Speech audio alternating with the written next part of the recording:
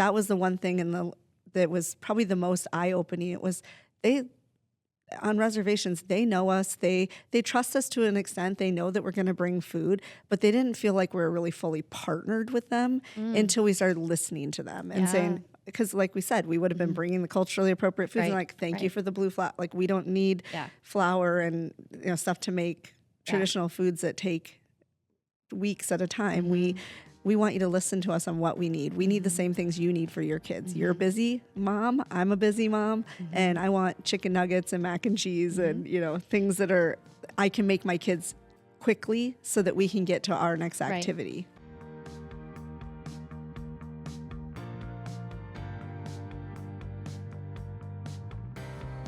Welcome to this week's episode of 50 Faces of Feeding South Dakota. We've had some really great conversation over the last few months about challenges of rural hunger and community-led solutions and how communities are being innovative in the way that they're fighting hunger and partnering with Feeding South Dakota.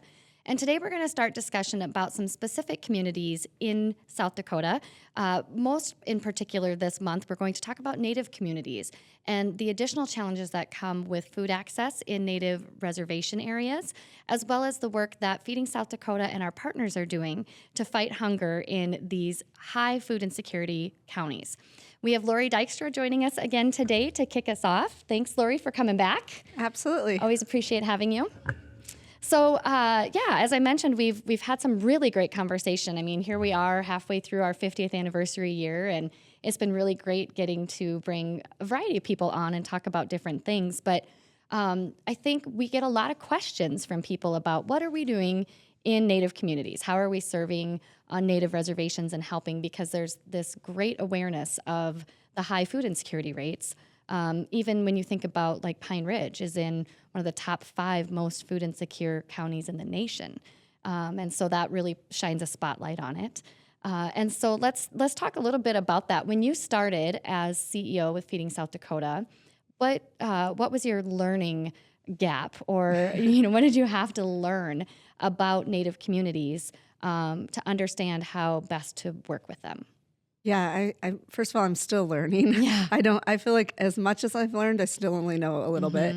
I realized that the things that you learn in school or even in growing up in South Dakota just wasn't enough for us to do the work that we really want to do there and to be impactful.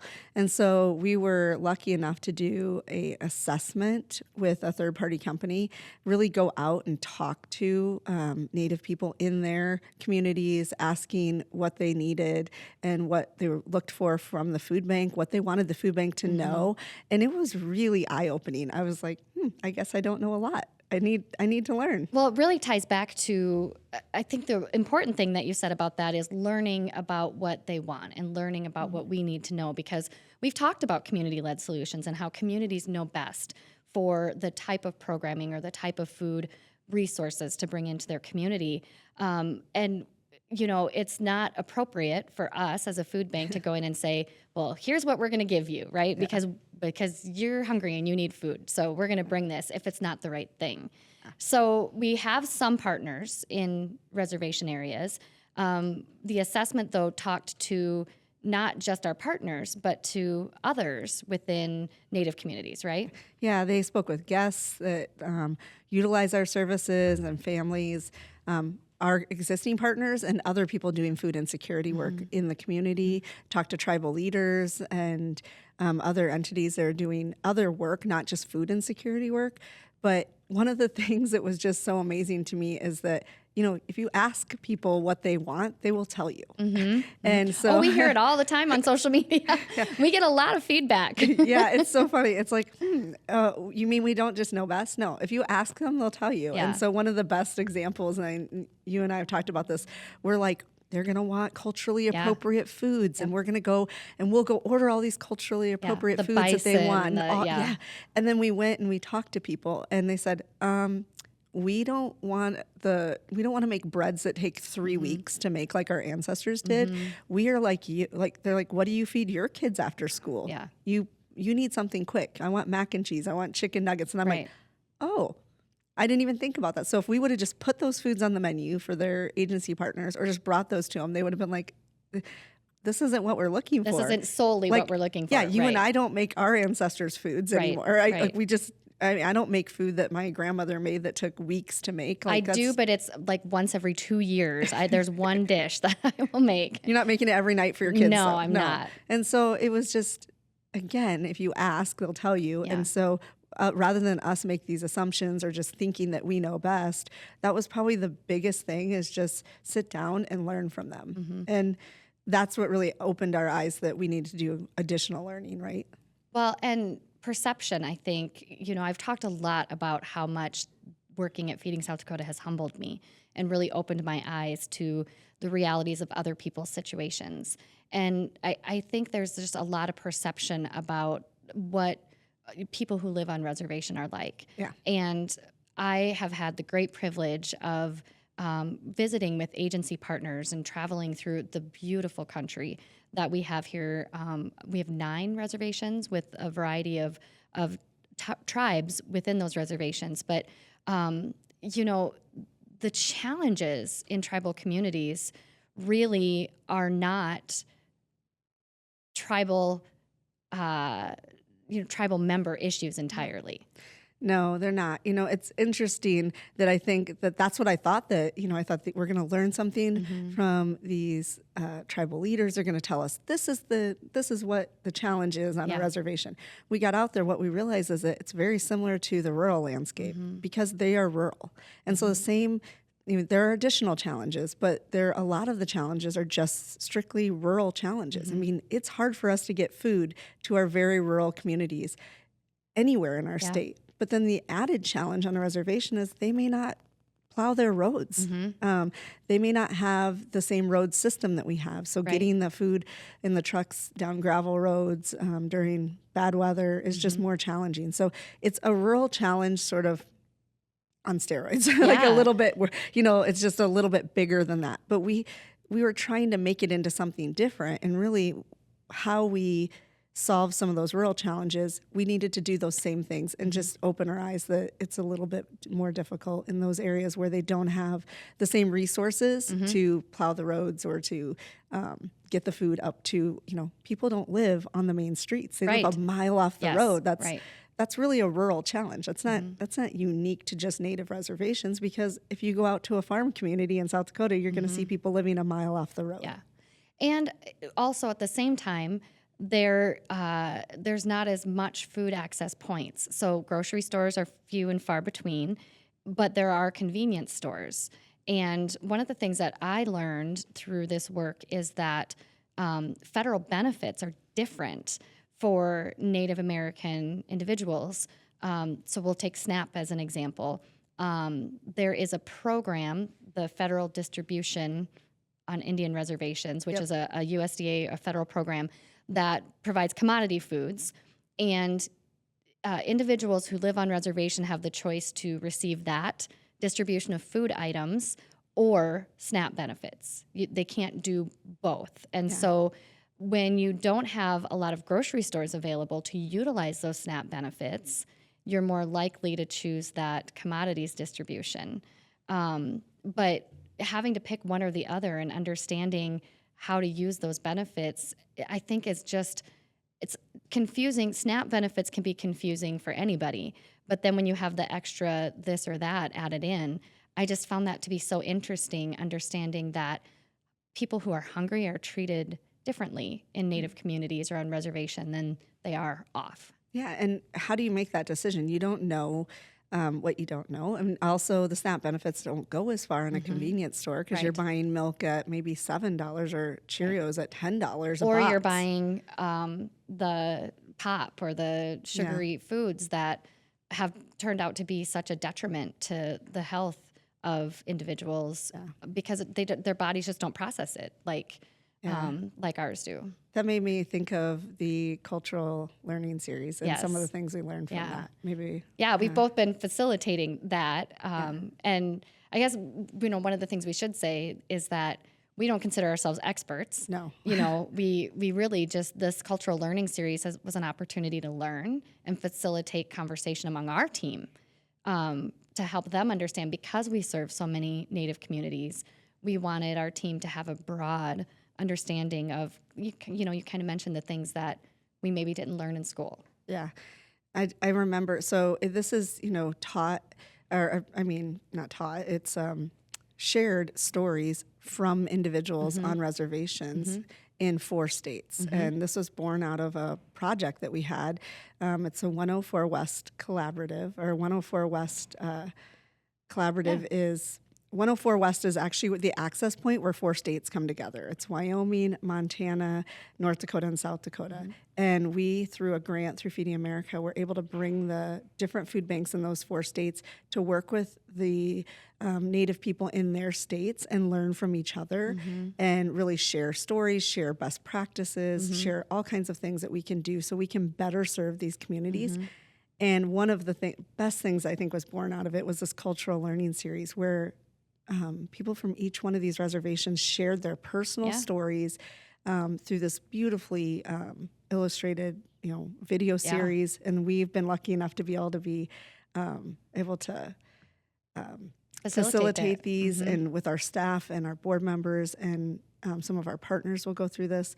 And what it is all about is to help us learn how to work with them from them. Again, just asking them, right? And I mean, what are some of the things that, it was eye-opening for me when I went through it, and I'm just curious, like, your thoughts on it. Feedback from team members and board members as we've led them through it, just how much we didn't know or didn't learn or don't remember learning about, that just makes sense. The disruption in food byways as Native American people were continuously moved. I mean, they are historically hunters and gatherers, and they knew where to find the right, plants and herbs at what time of season. And there was a lot of trade among the tribes, where you had one tribe by a river that would, fish. They would trade for another tribe that was in a grassland area that would have the medicinal herbs and things like that.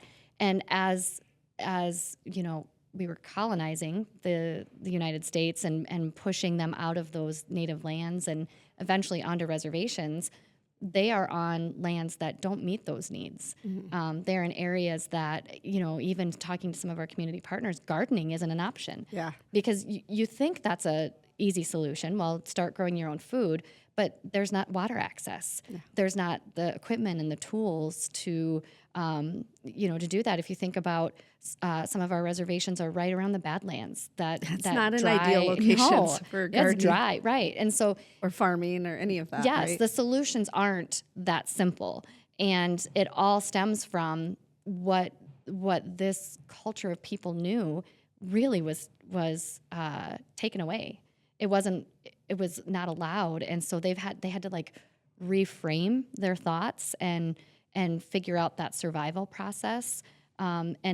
They did. The government helped with those commodities, but that ended up being a health impact and high rates of hypertension and diabetes within Native communities because it wasn't the right food that they were getting. They were just given food. Yeah, that highly processed food that was coming in, and we're learning so much more. And so one thing that I was really was eye-opening to me is that the solutions are still there, and the people they're working the solutions themselves. So we say our future is, our future plans in the next 50 years is really going back to those solutions of the community for the community. And these communities, specifically Native people, are just so resourceful. And we're already seeing some of these tribes just doing some really innovative food sovereignty work, and we get to be a part of it. And I don't want to share too much about that right now because we can go down a whole rabbit hole, but I will say it's my favorite subject to talk about. I really love it. I'm so passionate about it because I hear they're rebuilding buffalo herds in some of our tribes. They're building out their native grasses and their municipal, I can't say that word medicinal. Today. Medicinal, thank you. There you go, medicinal. So those herbs again, so that they can go back to their traditional way of life and their health, because their health was really good when they had their own food, and they were, we have people putting in processing plants to process the buffalo, and we're a part of that. We're able to even, we've been able to even donate some dollars to help them support some of that on some of our tribal lands in South Dakota. And so I'm just excited to see this. They really want to become food independent is one of the, that's the word that they used on Sistine-Wapitan with me. They said, we want to be food independent. And I said, what does food independence mean to you? And they said, we don't want to need the food bank. And they said, we love you. The food bank is amazing. We love partnering with you. We love that you put great things in our pantries on reservation, but we don't want to need you. We want to be able to be self-sufficient and feed our people ourselves. Yes. And I think that's so beautiful, right? But that's a misperception, right? We hear, people will say opposite. That's not what we're experiencing. We're out there. We see it. We hear it. And I don't know that. I mean, I don't know. That's not a misperception of ours any longer because we see it, and we see it every day that they're trying to do new things. And yes, and I it's again one of my favorite things to talk about because of that. It's really about, hey, my feelings aren't hurt if you work me out of a job. Yeah. I mean, that is our goal. And it's lofty, I know, and it's going to take time. I mean, this food sovereignty work takes time. And we have been very fortunate that Feeding America has given some grant dollars because that's the idea of the work nationally of our movement is to help address those root causes and help those communities find those solutions that are sustainable. And who wouldn't want to take care of their own people? We all want to take care of our own families. And in Native communities, the whole community is your family. I think we could all learn from these Native communities because if they're solving it, then the small town in rural South Dakota can solve it too. Right. And so when the first year I was here, I started in January. That next holiday, we received, there was those really big blizzards, remember, where like everybody was stuck at the exit. And Christmas Eve. Yep. Snowstorm. Yes. All the interstates were like piled as deep as the 2022. overpasses. Yeah, it was crazy. And our communities here in South Dakota started reaching out to Feeding America saying, we need help. Like we have people stuck in homes who can't get out to get food and we, don't have heating, and like there were challenges that. Yeah, they had a record amount of snow on Cheyenne River reservation. It was really detrimental, and actually some people did lose their lives. It was a difficult time, and we Feeding America contacted us, and we were like, I think we had somebody on the road that afternoon. With a truck full of food, with some emergency rations that we could try to get wherever we could. Yeah, this is something, as a CEO, I just want to say, I did not expect our driver to go on Christmas Eve in a blizzard with a semi. Where they couldn't see. And there was a plow that plowed them in. I mean, the snow is up to the side of the semi along the road, and our semi is like going through this very dangerous situation. And afterwards, he's like, I just thought I'd beg for forgiveness later. And I'm like, okay, I'm glad you made it safely. Yeah. But they were able to meet him at the distribution center on Cheyenne River. Or, I'm sorry, was this Rosebud? This was Pine Ridge, I think. Ridge, okay. This one was, yeah. We had several trucks going out because we went to Pine Ridge, we went to Rosebud, and we went to Cheyenne River. And they met him there, and they were taking the food out by snowmobiles up to the houses because we said, they're a mile off the road. We can't get there. Getting in on the main road, literally the plow plowed the semi in, and he had to back out for miles in a semi. First of all, that driver has since retired, and he's an amazing driver. But I was just like, when you see the pictures and the images, they actually ended up picking it up on some national media because it was just like the semi with snow up to the side of it, and he's backing out of this highway.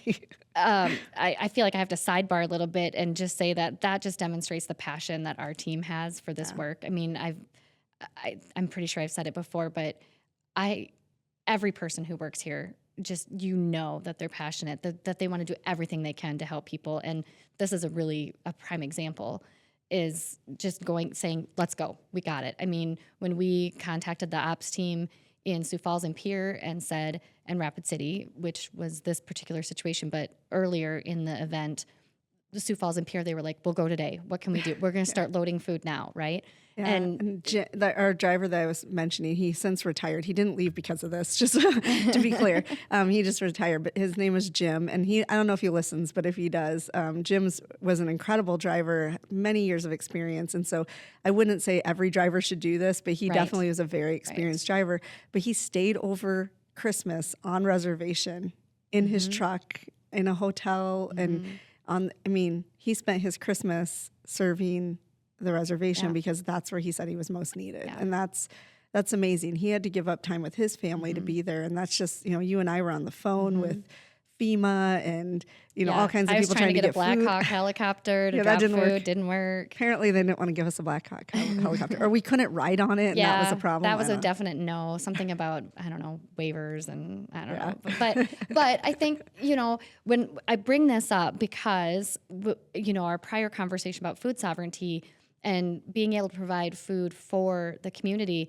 food sovereignty is about also being prepared for those emergency situations, knowing that they're in such a rural area, wide open spaces. So they want to be able to have the food to feed their community regularly, be prepared for emergency situations, and then hopefully have the access to market it and help bring revenue back into the community to help drive jobs and help, fight that root cause of food insecurity, the poverty issue, the ability to have the dollars to buy the food. That's sustainability, right? That's us working ourselves out of a job, which is, like you said, our goal. And I know that that's a big goal, but it's attainable. There's pieces where if we get a community that becomes self-sufficient and can do this, and we're already seeing this happen. And I just think it's beautiful that it's happening on reservations first. Rosebud has done some incredible things. Oh like my you gosh. said, Sisseton-Wapiton is in process. And Pine Ridge has got some grants to be doing some things now. And all of them are doing something. And how beautiful that we're learning from them now how to do this, because we're going to be able to take those learnings and use it in the most rural community in South Dakota that is not on tribal land and still needs to learn these same things on how to, become self-sufficient or food independent, as they like to say. And our goal in the next 5, years as we embark on some, things that we're changing and working on here is to create access for everyone. Everyone deserves access and the dignity to have access to good, healthy foods that help them fuel their bodies and feel well, whether it's a kid who needs the mental clarity in school, the senior who needs the healthy food so that, heart healthy, and on reservations where we're trying to, lower the diabetes rates and things like that. I think that we're going to learn so much from the tribes that is going to really impact everyone in the state, and how beautiful it's going to come full circle and we get to learn from them. Yeah. And I, going back to the assessment that you talked about, one of the things I remember from that is how often they talked about our drivers. Oh, yeah. By name, and just talked about how great they were, how friendly they were, how helpful they were. And that really transformed our thought processes too about who our drivers are and how they represent Feeding South Dakota, because it's not, and we've adjusted our job descriptions when we're hiring, because we're not just hiring a driver. No. We're hiring a relationship builder. Yep. Because that is so important in every community, but particularly in tribal communities, having the trust that we do as a partner to those communities, Feeding South Dakota, is so important to being able to support that future work and make sure that, everyone has access to that food. Because we've got that trust. And I think that's a really important aspect of solutioning food insecurity.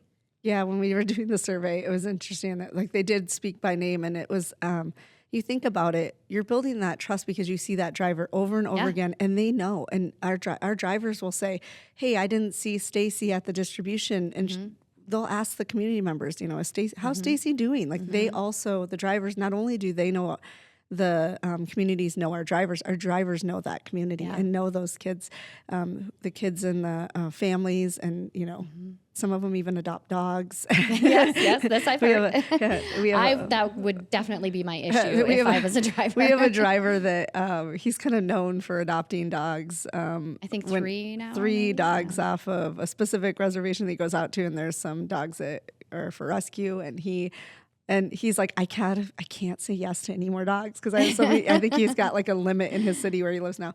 But they start to know that community, and the good thing about that is that trust needs to happen for food banks as well, because that was the one thing that was probably the most eye-opening. It was on reservations, they know us. They trust us to an extent. They know that we're going to bring food, but they didn't feel like we were really fully partnered with them until we started listening to them and saying, because like we said, we would have been bringing the culturally appropriate foods and like, thank you for the blue flour. Like, we don't need flour and stuff to make traditional foods that take weeks at a time. We want you to listen to us on what we need. We need the same things you need for your kids. You're a busy mom. I'm a busy mom. And I want chicken nuggets and mac and cheese and, things that I can make my kids quickly so that we can get to our next activity. And even the cultural way in which on tribal lands and in tribal communities, it's multi-generations of people living in a home. And so I remember having a conversation one time where somebody said, we can't take a whole lot of the frozen food because we just have one freezer and we have 4 families living in our home. And while we could use the food, we don't have the storage space for the food.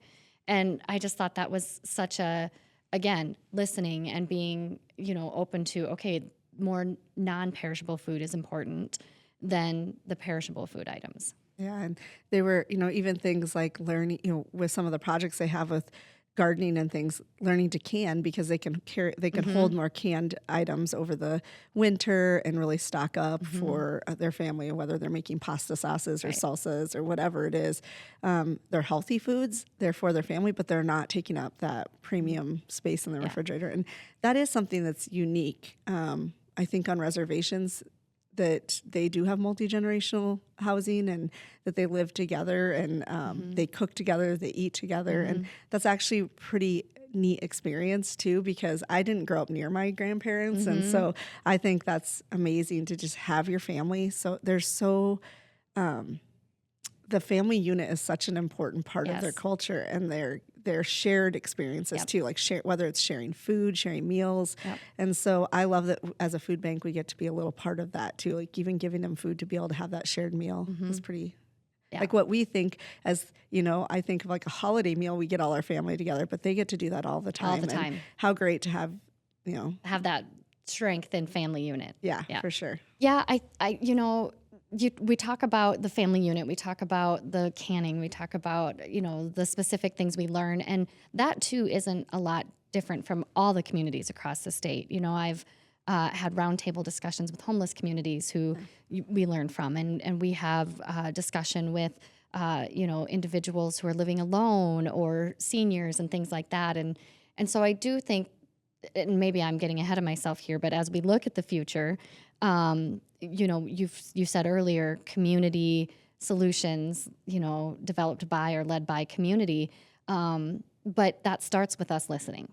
It really does start there. And I just am excited for the guest lineup that we have this week for this conversation, because I think, I hope anyway, that the people who are listening and watching the podcast, we've talked a lot about how this is a learning opportunity. We've used this platform to share about our work that we do and the importance of the work and how it's supported and why that's important. But this is a really important topic for people to learn more about.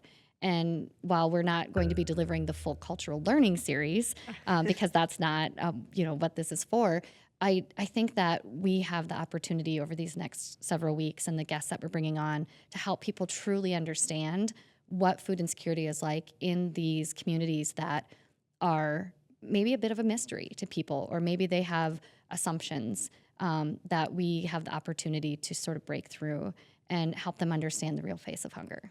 I'm really excited for people to hear from, like you said, the guests that are going to be on the podcast and learning from all different communities. But specifically, I think your guests coming up this month are going to be really impactful. And I hope that more people tune in and hear from them. And as much as we've learned, I really want to share that out as much, to hear what they have to say about what's happening right in their community. And you're right. It's not just, there's not one specific community. All of the communities, when they have community-led solutions, those are going to be sustainable for the long term. And if we really want to walk alongside these communities and make sure that they have a food security safety net for many years to come, for the next 50 years, right?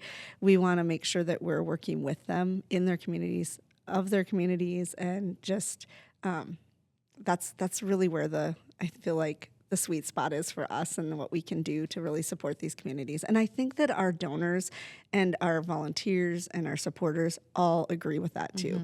They know that as South Dakotans, we like to take care of our neighbors. Yeah, yeah.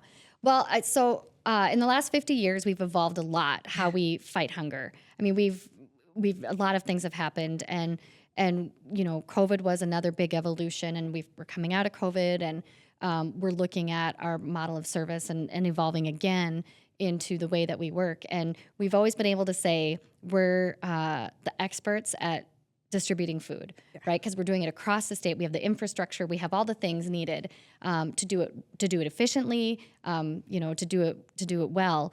But I think, I'm hoping anyway, we can start adding relationship building into our area of expertise, because that is really what we're talking about, is relationship building. And that's a little bit of a jump from what we started talking about, which was food insecurity in tribal communities. But it leads me to my question of, if you think about the next 50 years, you're the only one I keep asking this question of, so I give you the hard questions. Think about the next 50 years of Feeding South Dakota and the work that we will do. What do you hope that we're able to partner with tribal communities to see as an outcome? I mean, the ultimate goal would be that we've listened, we've heard them, we've given them the support that they need to build the programs and the infrastructure within, that they become food independent, right? That just like the leaders at System Wahpeton said, we love you, Food Bank, but we don't want to rely on you. And that's really the end goal. So to work ourselves out of a job to bring down the food insecurity rates on reservations. I don't want Native people to have the highest food insecurity rate in the country any longer. I don't want our state to have some of the highest food insecurity counties in the country. I want our children on Native reservations to have access to food and access to a healthy environment for themselves to, with full bellies, to be able to learn. I mean, all of those things. Just small goals like that. I think you should ask all your guests this, by the way, because I would love to hear what solutions they come up with too. Well, but I might need to borrow some. I think that I think what you're saying is so great, and it goes all the way back to, we like to take care of each other in South Dakota, and I think that between the relationship building, listening, and having the people in our state who continue to support our work, we're going to get there. I feel pretty good about that. I feel good about that too. Well, thanks for being here today. Thank you for joining us for this episode. And I really hope that you join us for the next several weeks as we dive more into learning about Native communities and the work that's currently happening, some of the challenges that are in the works of overcoming, and how Feeding South Dakota is partnering or learning how to partner within these communities to bring an end to hunger. And to help elevate everybody who is struggling to access the food they need to thrive. Don't forget to tune in next week. I think you're really going to like what we have to share. Thanks for being here today.